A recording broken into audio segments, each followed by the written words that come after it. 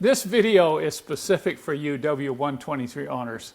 You know, I love these cars. I know a lot of you love these old cars, these old diesels, and I know worldwide the W123 is certainly a beloved vehicle. It has a few issues, you know, like any car, but when you consider the pluses, the issues are minor. This is just one minor thing. I've recently been doing a whole series of videos on dash light problems. And you know, I've done one on the potentiometer, the little dimmer switch, the problems you'll have with that. In fact, I have a couple videos on my website on how to rebuild this and even bypass it if it's not rebuildable. This is a real key with these W123 cars as well as others. But there's a couple things specific. They're just specific to the W123s that I want to talk about in this video. And one of them is the bulb holder. These bulb holders in the W123 are very weak. They don't tend to hold the bulb. They tend to wear out. The contacts tend to break down on the circuit board. So I actually have sourced some newer bulb holders that fit much tighter on the circuit board, and the bulbs fit much tighter. Remember, any looseness at all in this little bulb holder right here is going to cause dim lights.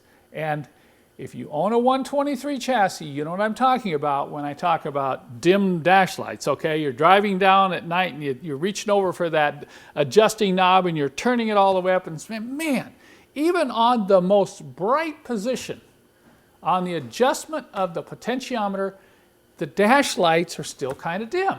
So you need, in a W123 chassis, you know, these were the cars that were built from 1977 to 1985, and you have to have everything going for you. You have to have good bulbs. You have to have the right wattage bulbs. You need to have excellent socket holders with no looseness. You need to have a potentiometer that is not corroded and has good clean contacts inside. If not, you need to bypass it then, okay?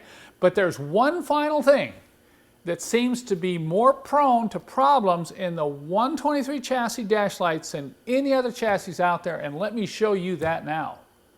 This is a W123 instrument cluster housing, and I want to flip it over and talk about how light is transmitted from the bulbs. The bulbs are located right here. There's one bulb here and one bulb here, but they do not directly light the instruments.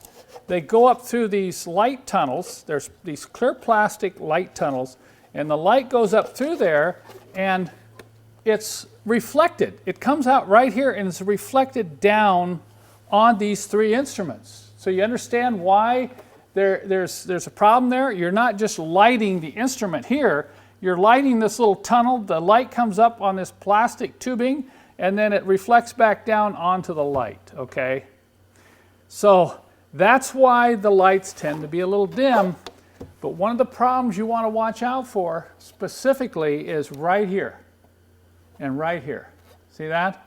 Notice that there's some browning color here, and look at how that one's deformed. Now what happens when this overheats is usually due to the improper bulb wattage put in these.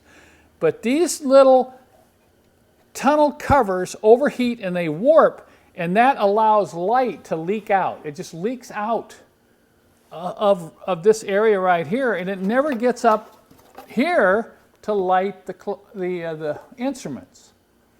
I hope you follow me so far. So if you're having problems with your, you know, really dim lights, and you've gone ahead and you've redone the potentiometer and you've changed the bulbs, you might want to pull the cluster out and inspect this. If these are badly warped and burned like this here, then you need to replace this housing. There's no replacement parts here.